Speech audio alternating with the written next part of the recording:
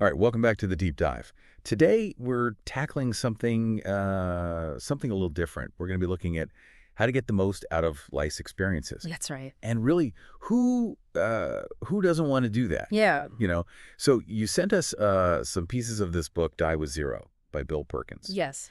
And you're curious about it. You want to know what the main ideas are, how to use those ideas in your own life. Now, I know the title sounds kind of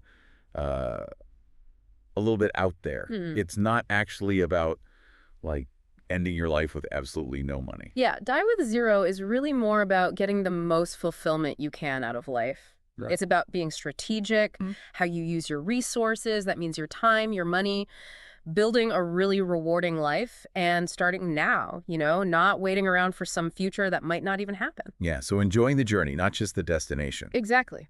Perkins says that instead of just stockpiling money, we should be thinking about how to turn our money into enriching experiences. Yeah. And at the right time. That's one of the key things. It's about making the most of what you've got when it matters most. Right. And one of the core concepts here is what he calls the memory dividend. Memory dividend, okay. So think of it this way. Experiences are investments. Okay. They pay off not just in the moment when you're doing them, but also through the memories they create. That makes sense. And those memories, those bring you joy long after the actual experience is over. Yeah, it's like I still think about this crazy road trip I took with my friends in college. Uh-huh. We were totally broke. The car barely ran. Yeah. But the memories, I mean, you can't put a price on that. Yeah. Perkins actually tells a great story about his friend Jason to really illustrate this point. Oh, yeah. So Jason is in his 20s, working a regular job, decides he wants to take a 3-month backpacking trip through Europe. Wow. Yeah. Ambitious. Now, Jason wasn't exactly rolling in dough. No. He had to put his job on hold to make this happen, and even had to borrow money. Oh, wow. And get this, from a loan shark. Oh, no. Right. That's a risky move. Risky, definitely a risk. Yeah. But for Jason, it was an investment in himself and these experiences that he really wanted. Yeah. So loan sharks aside, Right. did it pay off? Years later, Jason looks back, no regrets. Wow. None. He really believes that those experiences, the memories he made, they were worth every penny, even with that high interest loan. Yeah. Jason's story really, I think, drives home this point that the best investments sometimes aren't in, like, stocks or whatever. They're in those life experiences. Yeah. Even when you're young, even when you might not have, a ton of cash. Yeah. It's like that saying, you only live once, but so often we get caught up in saving for someday. We forget to actually live today. And that brings up another crucial point. It's not just about money. Time is a huge factor, too. We often fixate on our finances, We forget that time, especially time when we're healthy, is a finite resource. Yeah, can't buy more time. You can't, no. And as we get older, our health and time, they naturally they decline. Right. And that's why Perkins emphasizes that our younger years are the ideal time for a lot of experiences. That makes sense. Think about it. Those backpacking trips or, like, mountain climbing adventures, those might not be as enjoyable or even possible later on. You got to grab those moments when you can really embrace them. Yeah. Speaking of embracing experiences, Perkins calls himself an honorary billionaire. Right. Now, I know he's successful. Yeah. But not quite a billionaire, so what's that about? He uses that term to show how he actively chooses to spend his wealth on experiences that are important to him, much like a billionaire might. Yeah. And he makes this really interesting point. Even people who are super wealthy, Yeah. they often have a hard time spending their entire fortune during their lifetime. Really? So they accumulate so much, it's almost impossible to actually spend it all. That's the idea. And Perkins argues that this highlights how important it is to allocate your resources at the right time. Right. And it's not just for the super rich. This applies to everyone. It's about making your spending match your values and the different stages of your life. Yeah. Not just endlessly piling up money for a future you might not even get to fully experience. Right. A good reminder to enjoy the journey. Absolutely. This also brings us to another insightful concept from the book. It's the idea of don't work for free. Perkins uses a hypothetical example here, this woman named Elizabeth. Oh, yeah. She's hardworking, saves diligently for retirement, but unfortunately passes away with a sizable sum unspent. Yes. Elizabeth ends up dying with $130,000, which represents over 2 years of work that she essentially did for free. Wow. It's a cautionary tale, isn't it? We have to find that sweet spot between being responsible and actually living a life enriched by experiences. Right. It's about balance. Yeah. It's not just about saving for a future that might not come. Yeah, it really makes you think about finding that right balance. I mean, none of us can predict exactly how long we'll live. So how do we plan for the future while still squeezing the most out of, the present? Well, that's where the concept of longevity risk comes into play. It's the chance that you might actually outlive your savings, Right. which is a real worry for a lot of people. And Perkins actually goes into annuities, those financial products that are meant to provide a steady income, for the rest of your life, specifically to address that longevity risk. I've always been a little hesitant about annuities. Yeah. It feels kind of like you're betting against yourself. Yeah. Like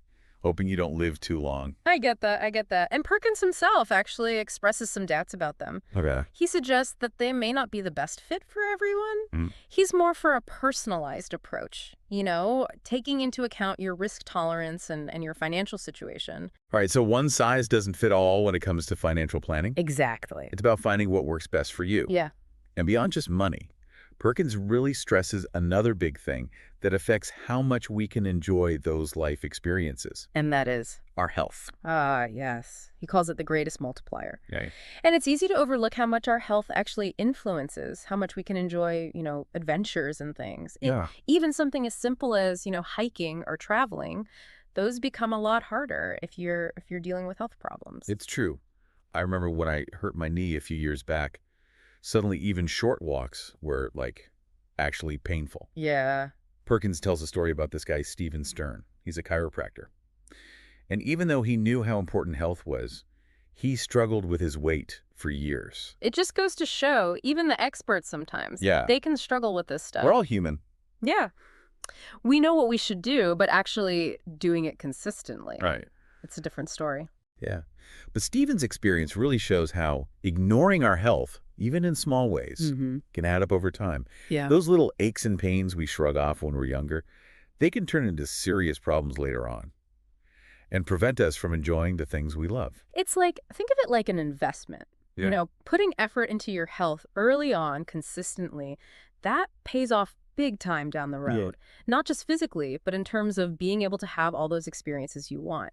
Now, to help visualize this, Perkins introduces this idea of time buckets. Time buckets, okay. I like the sound of that. So break that down for us. What are time buckets? So imagine dividing your life into different stages or buckets. Okay. Each one with its own set of resources and limits. Your younger years, you've got lots of energy, but maybe not so much money. Right. As you go through life, you might get more financially stable, but your physical abilities, they might start to decline. Yeah. So the idea is to match up the experiences you want with the stage of life you're in, making the most of what you've got at that time. So like a strategic roadmap for enjoying life, from start to finish. Precisely. And to really illustrate this point, Perkins shares this fascinating story about his 45th birthday party. Ah, yes. I've heard about this. This was no ordinary party. No, this was an epic event. Yeah, like a week-long celebration, right? He went all out, spent a big chunk of his money to create a really memorable experience, flew everyone to a private island, hired world-class musicians, private concerts. Wow. He really spared no expense to make sure everyone had an amazing time. Yeah, that's incredible. Aligning your spending with a milestone moment in life. Exactly. It really highlights how valuable it is to prioritize those peak experiences. Yeah. Recognizing those times when investing in an experience creates this lasting memory dividend. Right, for you and the people you care about. It's like saying, sure, I could invest this money, it might grow over time, but the joy, the shared memories from this experience, that's an investment too. It is. It's a different way of thinking about value. Exactly. And this brings us to the idea of a net worth peak, which Perkins argues isn't a fixed number. Right. But a point in your life when, ideally, your wealth should actually start to go down. Yeah, so instead of always trying to have a bigger net worth, you shift your focus to spending on experiences. It's definitely a different perspective than what we usually hear about money. It is. Perkins thinks this peak often happens earlier than we might think. Okay. Usually sometime in midlife, when you're still healthy and can really get the most out of a wider range of experiences. So it's about striking that balance, right? Yes, Making sure your basic needs are met, but also setting aside some resources for those fulfilling experiences before your health starts to decline too much. exactly. Right. And to figure out that balance, Perkins emphasizes the importance of calculating what he calls your survival threshold. Okay, so what exactly is a survival threshold, and how do you figure that out? Basically, it's the minimum amount of money you need to cover all your essential expenses for like your whole expected lifespan. Right. Okay. Think housing, food, basic health care, that sort of thing. And to calculate it, you got to consider your age now, your estimated life expectancy, what your expenses are now, and what you think they might be in the future, and then factor in potential inflation. So it's a pretty involved calculation, but it seems really important for determining how much you need to save versus how much you can actually spend on those memory-making experiences. Absolutely. Once you have a good understanding of that survival threshold, Hmm. then you can start allocating money towards experiences that enrich your life, knowing that you've covered your bases for the future. Yeah. You've got that safety net. Yeah, it's like building that strong financial base Mm-hmm. and then using what's left to create a really vibrant, meaningful life full of all those memories that Perkins talks about. It's a pretty powerful way to look at things, isn't it? It really is. It kind of flips the script on how we normally think about financial planning. Yeah. We're so used to just chasing a higher net worth. Right. But Perkins, he wants us to think about maximizing experiences, not just dollars sitting in an account somewhere. So it's less about hoarding wealth and more about aligning how you spend with your values and where you are in life. Yeah. It's about consciously choosing to live fulfilling life Mm-hmm. and starting now. Right now. So we've covered a lot today. We talked about the core idea of Die with Zero, the importance of investing in experiences, especially when you're younger, the impact of our health on how much we can enjoy those experiences, Right.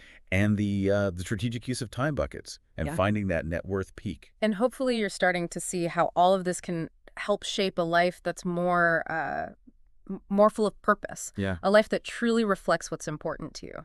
I love how Perkins doesn't just present this stuff in like a dry, theoretical way. He uses real stories, Yeah. from his own life and the lives of people he knows, Mm-hmm. which makes it really relatable. You can really connect with it. The storytelling, it's so effective. It's like having a conversation with like a wise friend, someone who's sharing valuable lessons with you. Exactly. So as we wrap up our deep dive into Die with Zero, I want to leave you with a question, something to think about as you go about your own life journey. If you knew for sure that you had enough to cover your basic needs for your whole life, what bold experience would you put at the top of your list in the next year? What would bring you joy, create those lasting memories, and really enrich your life in a deep way? Yeah, think about that. Don't let don't let fear hold you back. Embrace that Die with Zero mindset and start creating a life that's truly fulfilling. And start today. I hope this deep dive has given you some new ways to think about how you want to spend your time and your resources. Absolutely. Thanks for joining us on this exploration of optimized living. We can't wait to dive into more fascinating topics with you in future episodes. Until then, keep diving deep and keep living fully.